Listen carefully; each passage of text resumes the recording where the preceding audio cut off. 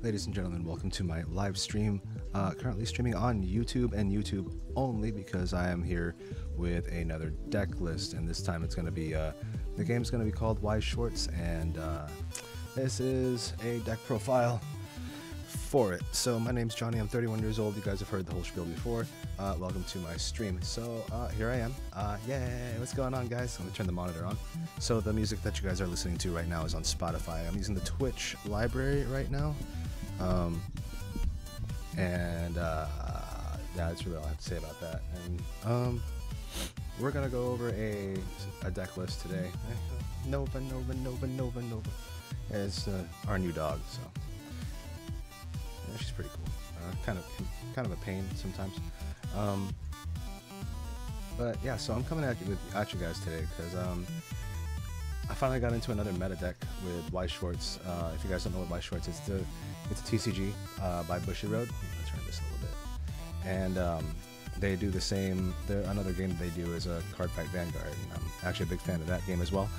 Looking forward very much to the reboot coming up here in June. So, but before that, still trying to get into a good deal of Weiss Schwarz. So there's that. If you guys don't know what Weiss Schwarz is, then go learn how to play the game, see what the mechanics are. This is just a deck profile for that game, and it's the new meta, Persona 5. So let's go ahead and transition into that real quick. Just check my little screen over here. Good. Everything's all nice and fancy and dandy. Okay, so you can see the background's Persona 5, and I'm actually really excited to play this because I haven't really built a meta deck since the last meta deck that we built was Kizneighbor. That was a JP deck, so you know, kind of excited to actually do another meta deck, and this one just so happens to be an English deck. So the meta transitioned to Attack on Titan, Persona 5, and To Love Ru for English. Very different in Japan, where they have like Rewrite and Vivid Strike and all that good stuff. But especially for the upcoming Bushiroad event here in Los Angeles, this might be one of the decks that we go in with. So the deck is Persona 5. It's the Joker deck. It's red, yellow, and a little splash of blue. And we're just going to go right into it. So the deck starts out with 17 zeros. Hold on, 1, 2, 3, 4, 5. Yeah, 17 level zeros. And we're going to go piece by piece. We're going to dissect this deck. So a lot of people like to run it slightly different, probably because most of the time I figure it's like they don't have the cards available to them. So we'll start with the level zeros. So the first level zero we're going to go into is this card. Oh my goodness, what is up with that focus there? You know, I'm going to raise it. I'm going to need a Weiss Schwarz deck. Let's see how far I can raise this.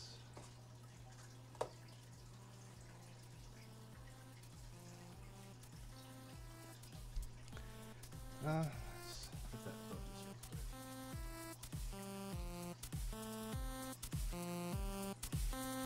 Alright, that's about as focused as it's going to get, so bear with me about the quality. But the first card we're going to go over is Protagonist, the Will of Rebellion. This is the Brainstorm. I'm just going to go through, like, I'm not even going to, like, say what Brainstorms are. So okay, so I kind of will. Brainstorm is normally whenever you pay the cost, you check the top 4. And if there's a climax, you get to do that ability. So this one is the Search Brainstorm. Check top 4. If there's a climax, then you can search your deck for a thief character. So, spoiler alert, the entire deck's thief. So you can basically search whatever you want. I run 2 of these. He also has the added bonus of if you activate an act ability, then give something 500. So I run 2. And he's yellow. Second card we're going to go over is Protagonist, LeBlanc's Troublesome Guest. Now he's actually a really cool card. I actually want to run more of him. I might take out the blue that I'm about to show you guys later just for this guy, but he's got a really cool effect. So his first effect is you take the top 2 of your deck and you put it into your waiting room, and if it's not a climax, then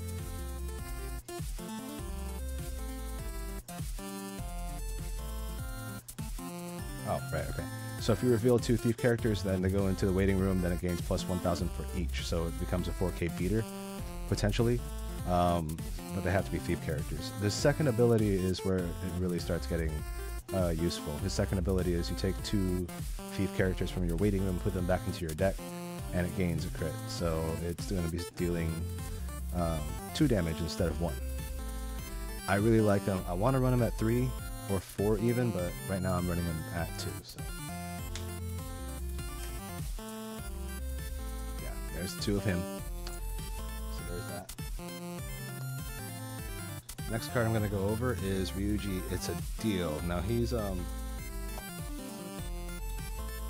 kind of questionable at times because the one thing that he does do is like, okay, so you, on play, you ditch a card from your hand and then you look in your waiting room to get a card called the Calling card. So that's really all he does. Yeah, that's really all he does. I run him at 2. He's very basic, but other than that, he's a 2500 beater. The Calling card is a really useful card anyway, so I might just keep him at 2.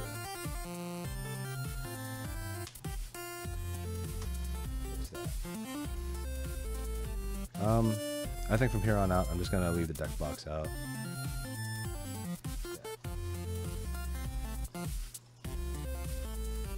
The next level 0 we're going over, I want to run more of her as well, but this one is Anne as Panther, the talented, phantom actress. So she's a level 1 bomb, or a level 0 bomb, excuse me. So you know what level 0 bombs do. If she gets reversed, then you can reverse the opposing character. She's level 0 or less. When it's placed on hand, put the top 2 cards of your deck in your waiting room. If there's a climax, then choose a character, gets plus 1500. So the whole game, the whole level 0 game is all about power boosting. So she does that really well. I run 2 of her.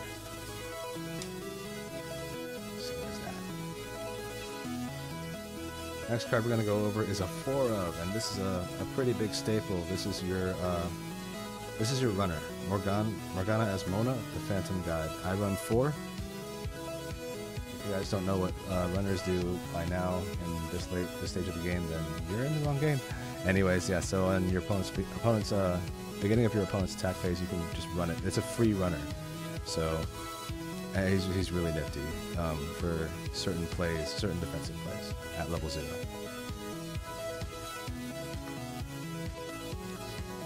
The next level 0 we're going to come across is a blue card, Futaba Sakura. I run 3 of her. So her first, so what she does is when she's placed from hand, reveal the top card of your deck. If it's a thief or a coffee character, you can put it under this card as a marker. Now when she has a marker under her, she gets plus 1 level and 1500. So she essentially is a 3500 beater. And really that's all that she does. One of the pluses that she does for this deck is it's a plus 1 deck fin. So, you keep shuffling through your deck as fast as you possibly can. One of the goals of this deck is to get to 1 really fast, level 1 as fast as you can, because that's where all the early plays start. I run 3 of this girl. She's actually really nice.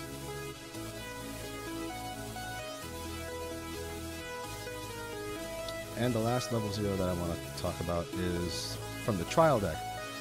Morgana as Mona, the elusive phantom thief. This is the brainstorm. This is that's the spammable brainstorm. So you can pay 1 and then brainstorm. Check the top 4. This one's a salvage brainstormer. So if you get a climax, you can salvage. That means get a character from your waiting room, put it into your hand. He's also an assist, so anything in front of him gets plus 500. I run him at 2 because I have the other brainstormer, of course, the yellow one that you saw earlier. Alright, and that pretty much sums it up for the level 0 game. So the level 0 game is all about searching, setup, and defense. So that's how the level 0 game works in this deck. Going into the level 1s, there's 10 of them. The level 1 game here is non-existent. I mean, it's existent, it's there, it doesn't have much of an impact on the game. So the first one I'm going to talk about is Anne as Panther and Carmen. This is a rare. She is kind of low on the attack side, being at 3k, but she is a level 1 bomb, kind of a lot like the level 0 bomb, but her effect is a little different. Exchange a standing character in your center stage and discard. During your turn, when this card's battle opponent, if you reverse something, you can pay the cost, and then you can salvage and ditch. So she's a good shuffler. She helps with the hand if your hand's a little messy. I actually like her a lot, just for the level 1 bomb. Just for the level 1 bomb. I run 3 of this card. That's my 3rd copy. The next level one I'm going to talk about is from the trial deck again. This is the $11 one. This is Protagonist, P5. So he starts out as 5k, but his effect is actually pretty good. So when he attacks, choose one of your other thief characters and it gets plus X power. It's 500 times the number of other thief characters that you have. So you can attack and then give somebody, if you have 5 characters on the field, it's 2,500. So he really helps with the offensive side. So you got your defensive 0s and then your offensive 1s. And actually, this, looking at the 1 game, it's pretty offensive. I run 2 of this guy. So there's that. The next card we're going to talk about is Ryu Sakamoto. Now he's your beat stick. If you can run 3 or 4 of him, then all the more power to you. So he gets plus 500 for each of your other thief or sports characters. So he gets plus 2k if you have a full field. He starts out at 4,500, which means he's a 6,500 beater. So him coupled with Protagonist P5 to give 2,500. So that's 8k, over 8k already. So really good combos at the level 1 game. And I run 2 of this guy. I want to run more, but I just there's so many good cards in this set that are rares and above that I can't. I want to run them all, at least especially in like the red yellow. So there's my second one right there. The last level one I'm going to talk about is the calling card. So this is an event. It's not a character. So what happens is, so you play this card, right? The first thing that you do is, if your opponent doesn't have anything in memory, your opponent chooses a card from his hand and then puts it in memory face down. Basically the remove from game pile. So he does that and then he draws a card. So the second part of the calling card, and the reason why I run 3, is the pseudo brainstorm ability. Now, if you guys know the deck called Kisnaver, mono red, topped it a little while ago, that has like 5 different cards that do the same thing. So basically brainstorm for free. This does the same thing. Look at the top 4 cards of your deck, choose a thief character, put it in your hand. I think it's cost 0 or less character. Oh, I'm sorry. Yeah, 1 thief character. So that's the second part of the effect, is 1 thief character out of the 4 cards that you got, and then put the rest in the waiting room. So there is that. And then the last one is a cost 0 bounce. So your opponent, you can choose an opponent's character that costs 0, and then put it back into his hand. Very offensive, because it's not only hand control, it's field control, and then it also buffs up your hand a little bit. You know, just keeping your hand prepared is one of the biggest things about this deck that I really like. I run 3 of this calling card. Be aware that the calling card isn't just limited to yellow. There's also a green and a blue. There's all 4 colors have a calling card. It's just this one just so happens to be the best one out of all 4 of them. So I run 3. That's it for the level 1 game. Not really much in level 1, but that's simply because of the level 2 game. Now the level 2 game is early play, so let's go start with Protagonist as Joker, all out attack. Now, I'm going to read his effect real quick. If the number of thief characters you have is 4 or more, so if you have kind of a full field, this card gets -1 level while in your hand. So it's essentially a level 1. That's one of the biggest reasons why there's only 10 level 1s, is because he exists. Essentially making it 13. And he also has a cool effect. At level 1, if you want, it's got a climax combo with the show's over climax. So if you reverse your opponent's card with this card, then Draw cards, search your deck for up to one level 1 or lower. Character, reveal it to your opponent and put it into your hand and shuffle into your deck. So if it's a Shimakaze really of some sorts from Kantai Collection, except you get to draw a card as well. But it is a climax combo, so there are it's kind of a setup. So you are gonna have to, you know, think a little bit. There's nothing really much else to say. It's just a really good card to have, honestly. Like, if you're playing yellow, you're probably going to play this card just for the early game. And that's the third part of Persona, is the early game. It's real. So I run 3 of that. Next card we're going to go over is the promo backup. It's protagonist is Joker, Phantom Thief of Hearts. Now, this one gives... it's a backup first. I only use them as backup. So it's a backup 3K, so you give 3,000 power. Remember, this is at level 2, so you can only play this backup at level 2. When you use it, choose one of your characters in battle, and that card gets the following ability. When this card's battle opponent becomes reversed, you may put that character into your opponent's memory. So it's a memory kicker. So a lot of us in Weiss Schwarz have heard of the term clock kicker, where if you reverse your opponent with a certain card, it would go into your opponent's clock, and thereby doing more damage. So this one doesn't do damage, but essentially removes a threat, and that's really all it does. It helps your cards remove threats. And I run 2 of them. It's actually not that bad. I've used them a couple times, but I find myself using the other backup, which is in my hand. And that is this card. This card should be played in every Persona deck, honestly, or a Persona 5 deck. Futaba as Oracle, the Phantom Hacker. Now, yeah, pay 1, use it as a backup. It's a 2,500 backup. Like the 3K backup we saw just a few seconds ago. But she has the added ability of, you know, pay 1 backup and then pay 2 more to put all your cards from your waiting room back into your deck and shuffle. So she's essentially a free fresh, is what we like to call it. So it's a refresh without the, you know, burn one. And I run 2 of her just for consistency's sake, so I can get her in my hand and do all sorts of cool, crazy things.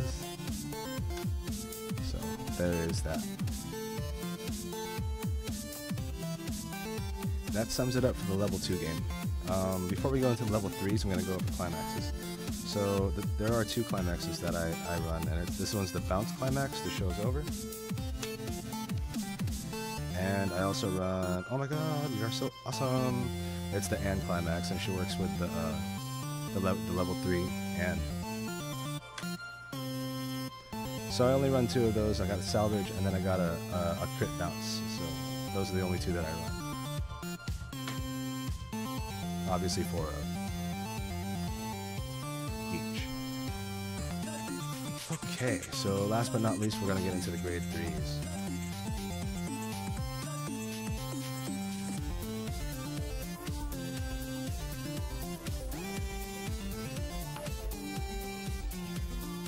So the grade 3s are really what makes this deck possible and a lot of fun. Really, it's after playtesting a lot of it, the whole point of this deck is to set up for the grade 3 game. Is you're working your way towards the very end, where you just annihilate and say game over, even if your opponent is like 2-2 or 2-3, and then you just punch them right into 3-6. So the first one we're going to go over is the early play, Morgana as Mona. Yep, Morgana as Mona and Zoro. So he's got a pretty cool effect. If there are 2 climaxes or less in your waiting room, he's on -1 level, so he's level 2. On play, he's also a heal. So on play heal at level 2 because you have 2 climaxes, and that's really where the free fresh comes in, where the spammable brainstormer, the red one at level 0, comes in. It's just so to set up for this card. This card comes out pretty early. I run 2 of this guy. Some people like to run 3. Also, when it attacks, if the number of your thief characters you have is 2 or more, it gets plus 2k. So it's essentially a 11-5 whenever it attacks. Hopefully, you're not like going against Bang Dream, where they like to just eliminate your entire field. But that's what this card does.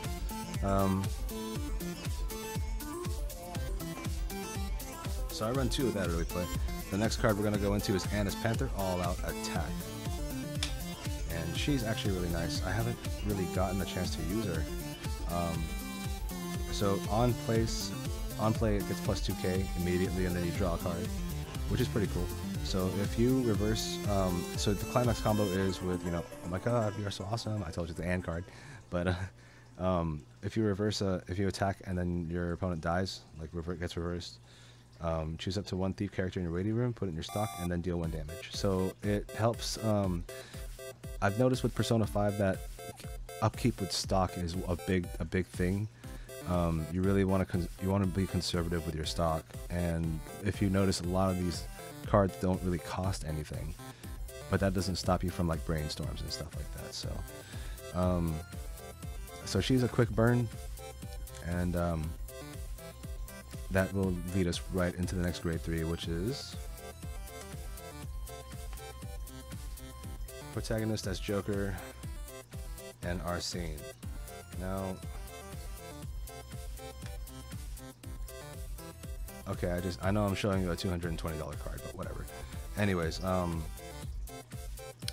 this is what makes Persona 5 lethal. Like if you get Persona 5 to 3 and then you don't finish them off immediately, and you're sitting at like 2-2, 2-3, or even like 2-1, then you might be in trouble. Like I'm saying, you might be in trouble because he has a really awesome effect. So his first effect is this card gains 500 for each of the thief characters. So you have a full field. That's plus 2k, so he's a 11k already. He's also an on-play heal. Very nice. So the first 2 effects are really good. It's his main effect that really just puts a dent in people. So at the very end of your turn, and right in the beginning of your encore step, you can pay 3, and then put a thief discard a thief character. So if your opponent doesn't have any characters in his or her center stage, or if they're all reversed, so let's just say you just killed all your opponent's characters and they're all reversed, right? You can pay the cost, which is, you know, pay 3 and then discard 1. Discard a thief. For each thief character in your center stage, reveal the top card of your deck and then burn X damage, where X is the card's level. So you have 3 chances to burn more. It's pretty ridiculous. So if he's the only one out in the field, then you only flip 1 card. But if you have a full center stage, then and he's a thief too. So yeah, so even for himself it's just 1, but if you have 3 thief characters in the front, you do it 1 at a time and you burn your opponent for that much. So one of the things that happened during my playtesting with one of my buddies is I just so happened to have 1 card left, and it was Anne, the level 3/2 Anne. So I paid the cost and I flipped over Anne 3 times, and I burned for 9 and won the game. It was insane. And that's not to say like if you have enough stock and then this happens, where you're doing it like 3 times in a row. So so I just if you look at looking at that field, I'd quickly say the game's over unless your opponent just manages to climax out of all of it, and that would just be insane. That would just be really insane.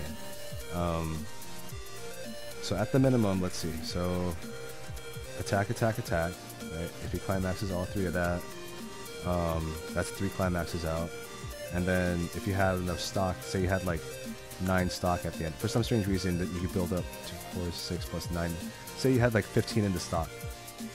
For some strange reason, I don't know what it is, but you have 15 into stock. So you pay 2, call it, heal, pay 2, call it, heal, pay 2, call it, heal, and then you attack with all of them. So that's 2, so climax, and then you have 9 stock left. So you pay 3 for 1 of them, and then you burn 3 times. Oh my god. They climax out of all 3 of those, so that's 6 climaxes out. They still have 2 more because I have 6 in stock to go through, and that's just insane. I don't even... Wow. So building up to 15 stock and then doing this. This is the goal. That's the goal of this deck. So for some strange reason, I run 4. I don't know how I got like 6 of these.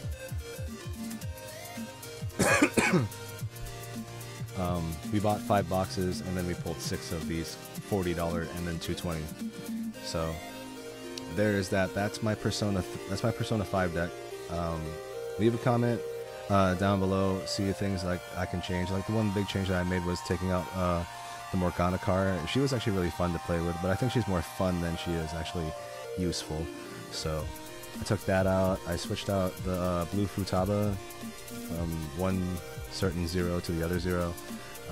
And there's still improvements that can be made. Like I see a lot of people running 4 of things that I run 2 of, and so forth and so forth. I know there's a lot of things that I can do to make this deck just ever so slightly better to make it to topping. So give me those hints, give me those ideas, and I will see you next time. Before that, let me go ahead and just set up for the end game.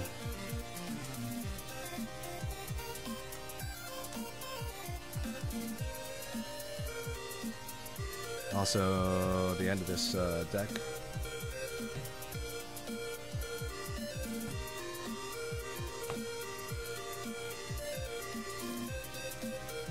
There's that. I do run the Shakugan no Shana sleeves at the current moment because I haven't gotten my P5 sleeves yet.